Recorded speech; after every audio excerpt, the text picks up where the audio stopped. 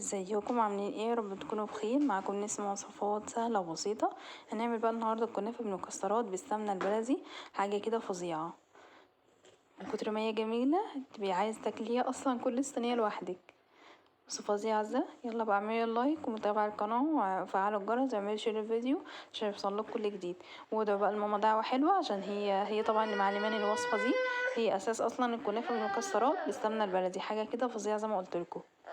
شكلها جميل ازاي؟ اتفرجوا على الفيديو الاخر وانتوا تعرفوا عملناها ازاي وازاي تطلع معاكي مظبوطه بالقوام والشكل اللي انت شايفاه ده، وازاي تاخدي تعمليها على عسلها مظبوط بالظبط، ولا هي مسكره ولا هي دلع، بس شكلها جميل ازاي.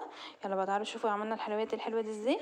معانا كده بقى نص كوبايه من الزيت، وحطينا عليها نص كوبايه من الزبده اللي هي زي كريستال او فرن او اي نوع من اللي انت عايزاها، وحطينا بقى عليها حته كده من السمنه البلدي بتديها طعم حلو قوي وتخليك كانك انت عاملاها بالظبط بسمنه بلدي صافي. طبعا بتوع المحلات بره مش بيعملوها بسمنه بلدي صافي، بس زي ما قلت لك بيحطوا لها حته كده صغيره تحولها خالص كانها انت حطاها سمنه بلدي صافي. مسكنا بقى ده كده نص كيلو من الكنافه، مسكنا بقى الكنافه مسكناها فرقناها وقطعناها تقطيع متوسط، مش عايزينها اللي هي ولا متقطعه صغير قوي ولا متقطعه كبير. طبعا لو انت بقى عندك قبلها بيوم قبلها بيوم عندك حطيها في الفريزر بتسهل عليكي جدا في التقطيع. بس لو انت لسه جايباها خلاص عادي، هنحط لها بقى معلقتين كبار من السكر ونمسك كل ده كده مع بعض ونقلبه. نخلي السكر يتقلب فيه. ومعنا بقى كده صينيه متوسطه نحط بقى فيها شويه من السمنه كده او الزبده، يعني حلوين ما تستخسريش، لان طبعا احنا مش حاطين في الكنافه.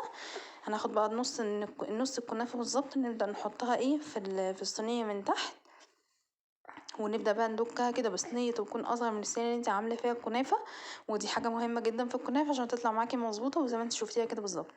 تبداي بقى تدكيها زي ما قلتلك، ومعاكي بعد ما عملتيها بقى بالشكل ده حطي لها بردك سمنه تاني تكون كل حته من الكنافه متشربه كده بالسمنه زي ما انت شايفه. طبعا هي عازت مني سمنه تاني، بس زي ما قلتلك انت السمنه دي على حسب ما انت تشوفي معاكي القوام، كل ما تعوزي بقى حطي لها. لازم تشوفي عايزه تطلع معاكي مظبوطه، دي حقها في السمنه ودي حقها في العسل. معنا بقى كده ايه، هنحط بقى مكسرات زبيب جوز الهند فول سوداني عين جمل فستق بندق لوز، اي بقى حاجه انت عندك حطيها. الحشو ده بتاعك انت اللي عندك متوفر حطيه. بعد كده بقى حطينا المكسرات بالشكل اللي انتوا شايفينه ده، هنبدا بقى نحط طبقه تانية من الكنافه، ونبدا بردك ندكها. وزي ما قلت لك الدكه دي مهمه جدا جدا جدا جدا عشان تطلع معاكي مظبوطه بالظبط في الاخر زي ما انت شفتيها. وبعد كده برضه هنحط لها سمنه تاني من فوق، يبقى احنا ما حطيناش سمنه اصلا فيها. ودي النتيجه دي عايزه اقول لكم احنا جربنا كتير قوي في الكنافه، بس بصراحه دي احسن نتيجه احنا عملناها. دخليها بقى الفرن على فرن متوسط. وبعد كده بقى طبعا احنا كنا عاملين العسل بارد، انا ما صورتوش معاكم عشان صورت معاكم كذا مره. ده 3 كوبايات من السكر عليه 4 كوبايات من الميه، سيبيه يغلي وبعد كده احط له عصره ليمونه او رشه ملح. وطبعا الكنافه خلاص طلعت، العسل بارد والكنافه سخنه، ودي حاجه مهمه قوي.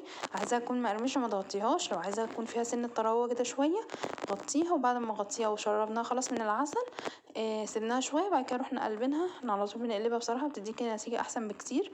تلاقي العسل نزل الناحيه التانية وكل حته فيها تكون متشربه وتكون معاكي بالشكل الحلو ده. شكلها جميل ازاي، تحفه جدا.